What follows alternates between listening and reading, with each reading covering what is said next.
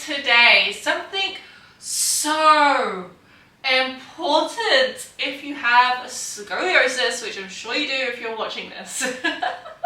I want to talk to you about the rotation that happens within scoliosis and why that causes a rib hump.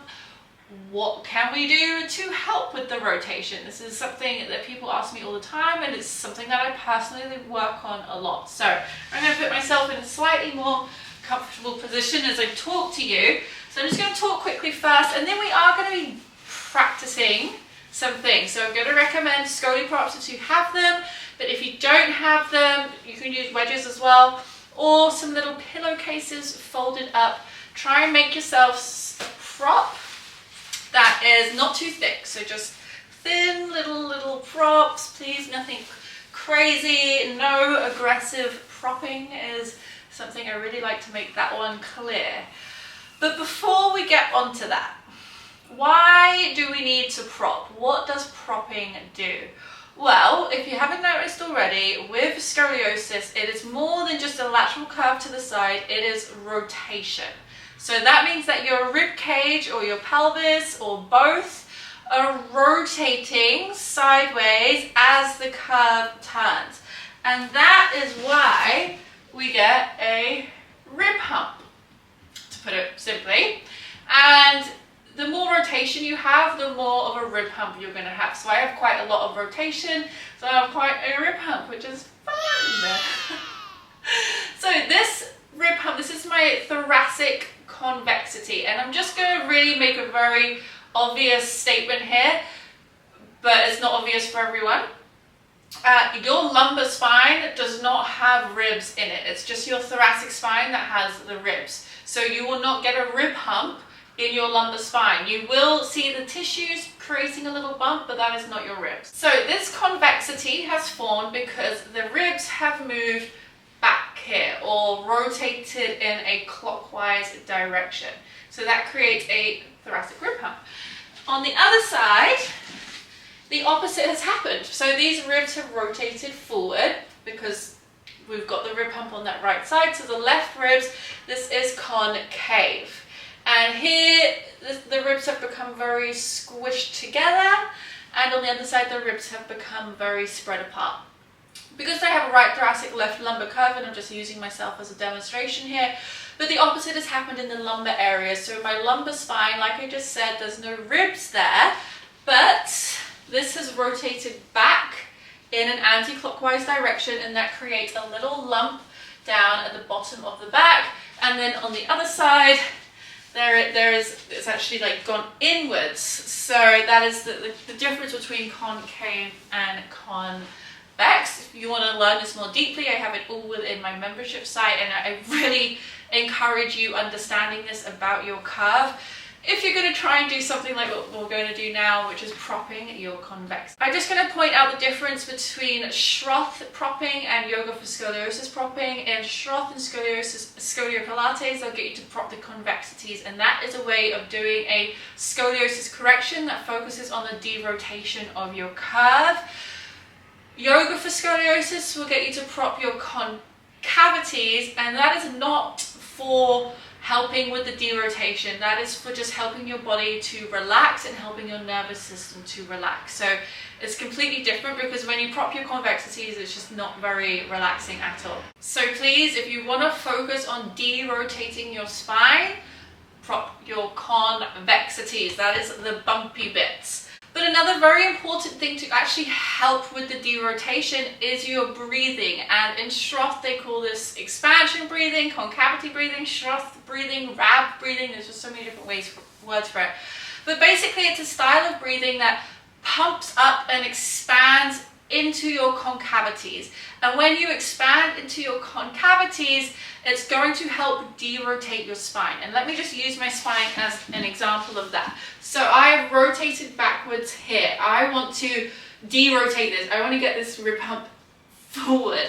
So I have to pump up these back left ribs. And if I pump up these and make these more open and expand, it's going to help bring this rib hump back and reduce the rotation of the curve. Expansion breathing is like you're blowing up a balloon. So you take a big inhale, you open and expand, and then you keep that expansion as you exhale. Then you inhale, open and expand a little bit more, keep that expansion as you exhale, inhale, open and expand. So that is the idea behind expansion breathing. It's complicated, it takes practice. I recommend working with a Schroth therapist or giving yourself time to really practice and understand this, because it's not done simply. It's not easy, my beautiful friends, so just be patient with yourself. So let's just put all of that into practice. I just want you to practice your expansion breathing one time. So however you are, sitting, maybe you're standing, maybe you're lying down, I don't know. But we're going to elongate the spine as much as you can. So elongation is so important to help us with our expansion breathing, because once we've elongated the spine, we've naturally opened up more into the concave areas, so we can expand and get more breath into those areas. So you're going to take a big inhale, open and expand the ribs, the belly, and then as you exhale, keep the expansion. Try and keep your ribs as open as possible. Then inhale, open and expand. Exhale, keep the expansion. At the same time, try not to flare the ribs. Think about breathing into the back, especially the concave side, if you know what side that is. One more time, big inhale. Exhale, keep the expansion, keep the elongation. And then just let everything go. Let yourself sink back into your curve, and just notice that difference between being elongated and trying to be expanded compared to when we relax and the body just compresses. And that is why it's so important to do these, to understand this and to do this on a consistent and regular basis, because it gives our spines a chance to elongate and derotate. Like I said, when you expand the concavities, you are derotating your rib hump, and woo, don't we want to be able to do that? So, propping. I'm going to lie on my back and I'll talk about that with you, but when you're propping, like I said, you can use rectangular bags, you can use wedges, you can use folded up pillowcases, but please nothing too thick, because if you prop aggressively, you're just probably going to make things worse, so be gentle. And lying down onto our back. So if you don't know your concave and your convexities, you got some homework to do, my beautiful scoliosis friend. I'm not going to get you to prop because you don't know where you're propping, and if you prop the wrong bit, you can make it worse. If you do know your convexities, let's prop that. And if you don't, just watch, learn, understand, and get ready to do some homework after this video. So, I'm at right thoracic, left lumbar. I know where I need to prop. I know where my convexities are. So I'm going to pop them down, and you can prop underneath your convexities. Getting myself ready. And I'm just going to tell you why we have done this. Why have we propped underneath the convex sides? So when you lie down onto the ground, your convex sides want to rotate down towards the ground, and your concave sides want to rotate up towards the ceiling. That is the way that gravity is working on our body when we're in this position. When you prop underneath your convexities, it helps to push the convexities up towards the ceiling, which is going to help to pull the concavities down towards the ground, and that is derotating your scoliosis curve.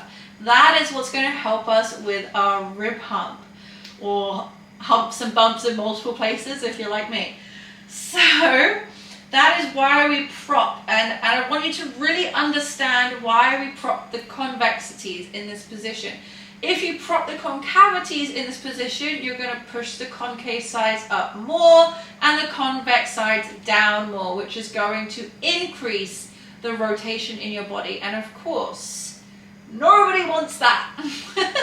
So that is why it's so important that you understand this, you learn your curve, and you educate yourself about this, and you get familiar with your body. Can you do this if you have a fusion? Absolutely. Absolutely. With a fusion, you might still notice that you have rotation. So you might want to prop underneath your convexities. You might also notice above or below your fusion that the scoliosis is living on a little bit and you still have rotation through the body. So you can still benefit from this, definitely. So when you've propped underneath your convexities, you can lie in this position. You can either take your hands to your belly, or you can come into the Schroth hands, where we take the hands to our shoulders here. And this just helps get some expansion if you think about reaching the elbows away from each other. And then we're going to do those deep expansion breaths again. So when we take a big inhale, open and expand the body, and exhale, try and keep the expansion like you're blowing up a balloon. Inhale, open and expand, and exhale, keep the expansion. 2 more. Big inhale, open and expand, and exhale, keep the expansion. Inhale, try pump up those concave sides as much as you can. We want to try and get them down towards the ground. Exhale, try and keep them open and expanded. We'll do one more time. Big inhale, open and expand. Exhale, keep the expansion. Whew. Good work. What you can do here is just remove your props for a moment and see what happens to the body. Notice, does your body go back into its rotation? Because mine sure does.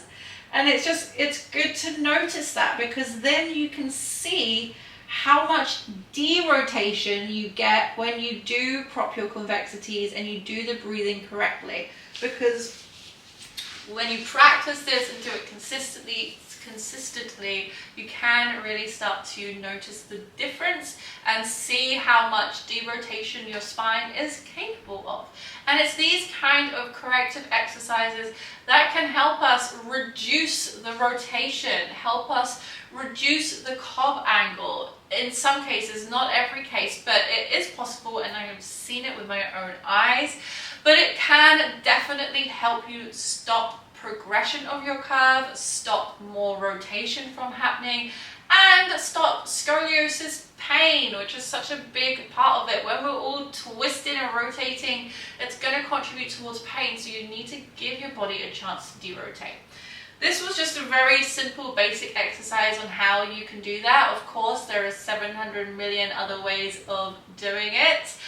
This one I just love because it's so simple, and when I'm feeling very rotated, I can prop, lie down, breathe, and it's just going to help with that derotation. So I hope that this helped you to understand some really important scoliosis concepts. This is derived from the Schroth theory, through Schroth method. An amazing system to help with scoliosis. I do recommend looking into it if you've just heard this for the first time. This is how we help scoliosis, and I really hope that you can learn from this and see what we need to do to help our scoliosis elongate, expand, derotate, strengthen. That is the goal of what we need to do. Anyway, I am going to wrap up day 9 here. Please comment down below one thing that you learned today. I really want to know if this is helpful, if this is educating, so let me know, and I will see